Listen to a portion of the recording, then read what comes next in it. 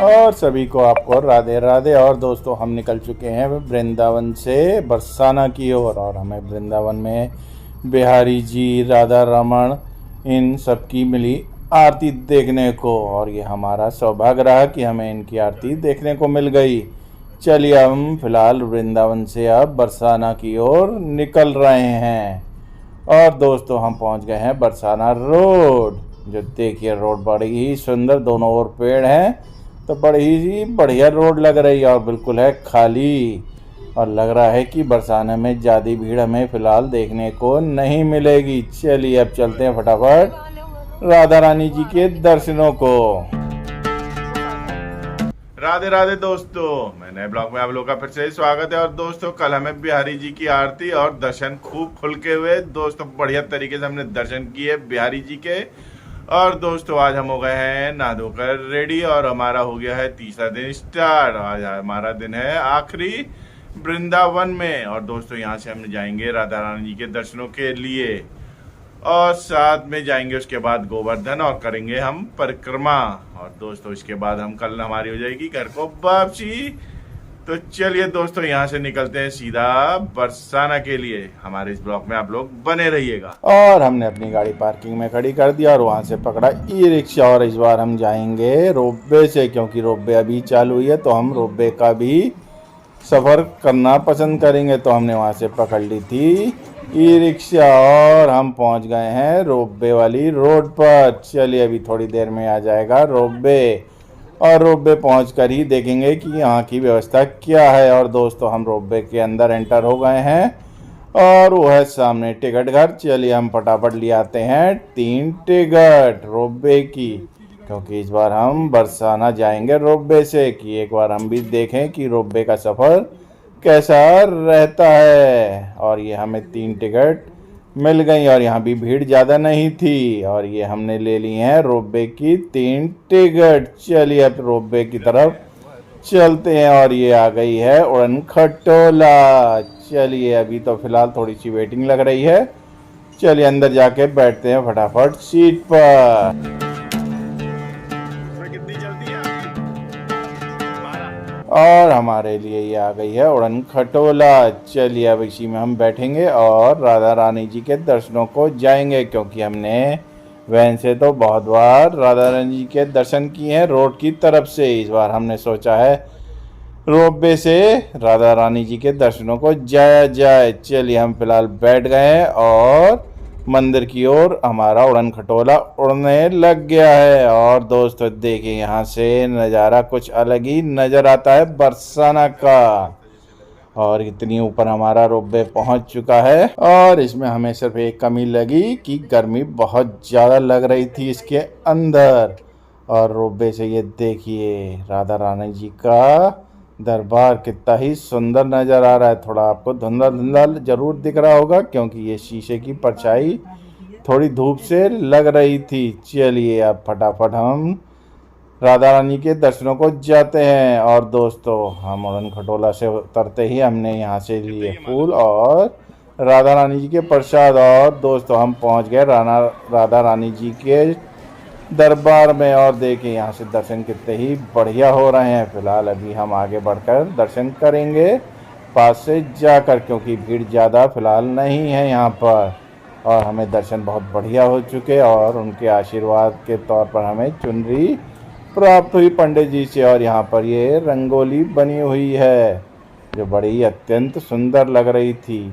चलिए अब थोड़ा सा हम यहाँ पर रुककर बढ़िया तरीके से थोड़ा सा और राधा रानी जी के दर्शन करेंगे। देखिए यहाँ से भीड़ ज़्यादा थोड़ी कमी लग रही है हमें, क्योंकि जब भी पहले इससे आए हैं तो भीड़ बहुत ही ज़्यादा हमें मिली है। फिलहाल क्योंकि श्राद्ध चल रहे थे तो हो सकता है इससे भीड़ कमी है राधा रानी जी के दरबार में है। चलिए अब यहाँ से थोड़ा सा हम राधा रानी जी के दर्शन करेंगे बढ़िया तरीके से, क्योंकि थोड़े से पंडित लोग बाहर निकाल रहे हैं तो इसीलिए हम पीछे हट गए, जिससे कि हमें राधा रानी जी के और दर्शन हो जाएं।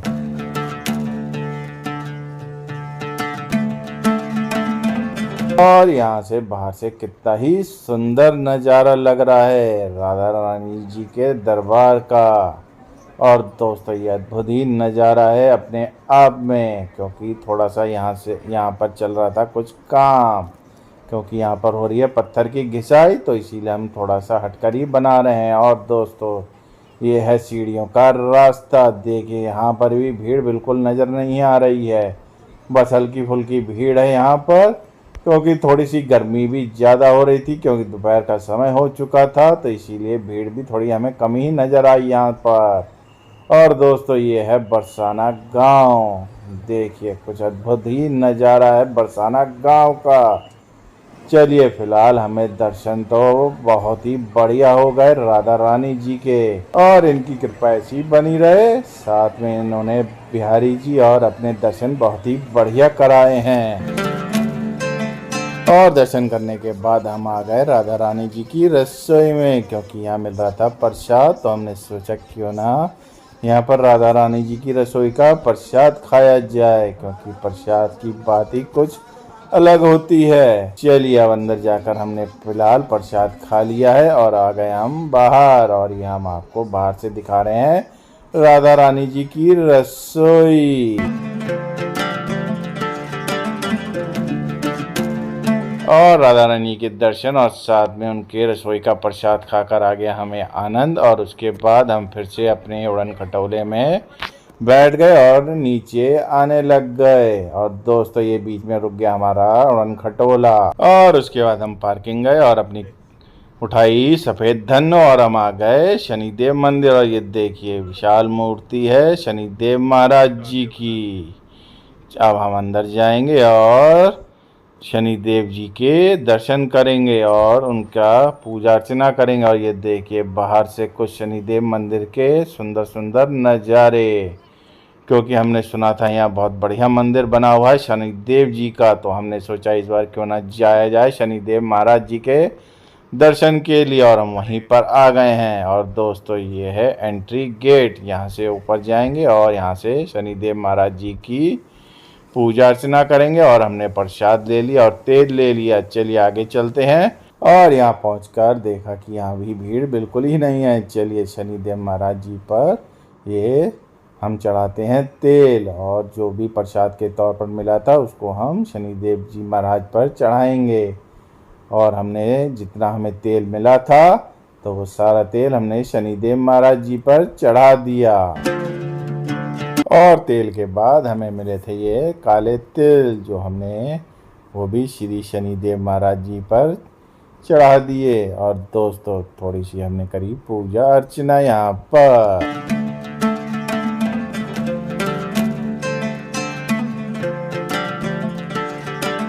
और उसके बाद हमने जलाया दिया। उसके बाद हम क्योंकि करेंगे शनिदेव महाराज जी की आरती, तो हमने शुरू कर दी शनिदेव महाराज जी की आरती, क्योंकि हमने दिया जला लिया और साथ में धूप बत्ती, और साथ में हमारी घरवाली ने भी करी पूजा शनिदेव महाराज जी की। और हम बैठे अपनी धन्नों पर और निकल पड़े गोवर्धन की ओर। ये है विशाल द्वार शनिदेव महाराज जी का। और दोस्तों यहाँ पर कौन कौन आए कमेंट बॉक्स में ज़रूर बताइएगा। और ये आ गया है बरसाना। चलिए फिलहाल तो हम गोवर्धन अपने होटल की ओर चलते हैं। अब है गोवर्धन, और यहाँ से अब जाएंगे गोवर्धन परिक्रमा करने, क्योंकि हमने सुबह राधा रानी जी के दर्शन कर ही लिए थे। तो मौसम थोड़ा सा हो गया है ठंडा, क्योंकि दोपहर में थी गर्मी, तो इसीलिए हमने दोपहर में परिक्रमा नहीं करी है। अब जाएंगे परिक्रमा करने। और दोस्तों शाम हो चुकी थी और हल्का हल्का मौसम भी ठंडा हो गया था, तो हमने अपनी परिक्रमा चालू कर दी गोवर्धन की। और कर रहे थे हम ई रिक्शा से, क्योंकि ई रिक्शा वाले भैया हमें करा रहे थे इस बार 21 किलोमीटर की परिक्रमा। और भी भक्त यहाँ पर कर रहे थे परिक्रमा। यहाँ पर बहुत से भक्त कर रहे थे दंडवत परिक्रमा, क्योंकि हो सकता है उन्होंने कोई मुराद मांगी हो, तो इसीलिए वो कर रहे थे यहाँ पर दंडवत परिक्रमा। और दोस्तों यहाँ पर लग रहा है बरसात भी काफ़ी हुई है, क्योंकि कच्चों में पानी बहुत ज़्यादा भरा हुआ था। चलिए हम फिलहाल अपनी रिक्शा से आगे निकल पड़े, क्योंकि हम ज़्यादा मंदिरों में फ़िलहाल रुक नहीं रहे थे। दिन था मंगलवार का, क्योंकि हमें यहाँ पर लिए केले और साथ में लिए हमने चने, क्योंकि मंगलवार के दिन पर हमने यहाँ पर बंदरों को केले और चने का भंडारा कराया। और दोस्तों यहाँ से ले लिए हमने चने, क्योंकि इस दिन बंदरों को चने खिलाना शुभ माना जाता है। तो दोस्तों आगे बढ़कर हमने बंदरों को यहाँ पर डाल दिए चने। और यहाँ के बंदर थोड़े जरा सुधरे हुए थे, ज़्यादा ऊपर झपट्टा नहीं मारते, जैसे कि वृंदावन में चश्मा या मोबाइल या पर्स छीन लेते। यहाँ पर इस तरीके का फिलहाल कुछ भी हमें देखने को नहीं मिला। और शरीफियत तरीके से उन्होंने यहाँ पर खाए चने, और हमने आराम से खिला दिया उनको यहाँ पर चने।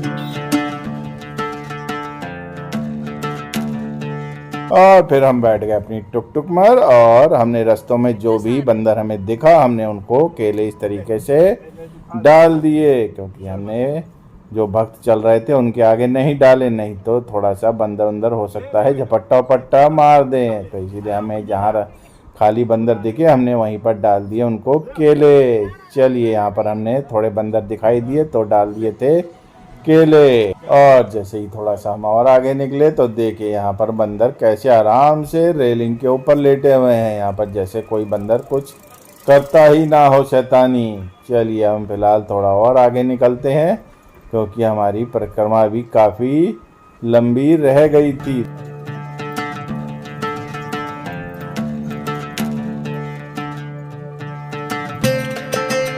और हमें रास्ते में ये मंदिर पड़ा था, तो यहाँ पर अभी आरती और भोग का समय हो रहा था, तो इसीलिए हम यहाँ ज़्यादा रुके नहीं, क्योंकि हो गई थी हल्की हल्की देखिए यहाँ पर रात, आपको कैमरे में नज़र आ रहा होगा। तो इसीलिए हम ज़्यादा कुछ मंदिरों में रास्तों में फ़िलहाल रुके नहीं थे, तो हम सीधे पहुँचे राधा कुंड, क्योंकि यहाँ के दर्शन बहुत ही बढ़िया होते हैं। तो इसीलिए हम राधा कुंड पर पहुँच गए थे। तो यहाँ की आरती फ़िलहाल हो चुकी थी, तो हमने दिया और फूल उल लिए, तो हमने सोचा अपने आप ही क्यों ना राधा कुंड की आरती कर ली जाए। और दोस्तों हमने सबने यहाँ पर राधा कुंड की आरती।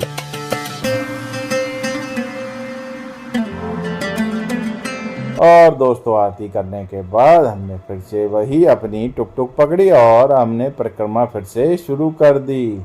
और दोस्तों यहाँ पर भक्त अभी भी परिक्रमा फिलहाल कर रहे थे। और दोस्तों रास्ते में ये पड़ा कुसुम सरोवर, जो रात में कितना ही सुंदर लग रहा है लाइटों में। और फुब्बारा फिलहाल इसका बंद हो चुका था, क्योंकि समय ज़्यादा हो गया था, तो इसीलिए फुब्बारा हमें देखने को नहीं मिला। और फिलहाल हमें दिखी लाइटिंग बस। और दोस्तों हम फिलहाल फिर कुसुम सरोवर के दर्शन करके आगे निकल गए। और दोस्तों रास्ते में ये एक मंदिर दिखा, तो हमने फिलहाल यहाँ पर कभी रुके नहीं थे, तो हम सोचा क्यों ना इस मंदिर के कर लिए जाएं दर्शन। और ये था प्राचीन गिरिराज महाराज जी का मंदिर। और दोस्तों हम दर्शन करके आ गए बाहर, और बाहर से हमने थोड़ा सा ये वीडियो बना लिया। चलिए यहाँ से निकलेंगे सीधे श्री गिरिराज महाराज जी के मंदिर। और वहाँ पहुँचकर हमने यहाँ पर प्रसाद ले लिया था, तो हमने यहाँ पर चढ़ा दिया दूध और फूल। और देखे दोस्तों सामने आपको यहाँ दिख रहे होंगे गिरिराज महाराज जी, क्योंकि दर्शन हम कर चुके थे, तो आकर हमने बाहर से ये थोड़ी सी वीडियो बना ली यहाँ मंदिर के अंदर की। और दोस्तों यहाँ पर दर्शन बहुत बढ़िया हो गए, यहाँ पर भी भीड़ फिलहाल ज़्यादा नहीं थी।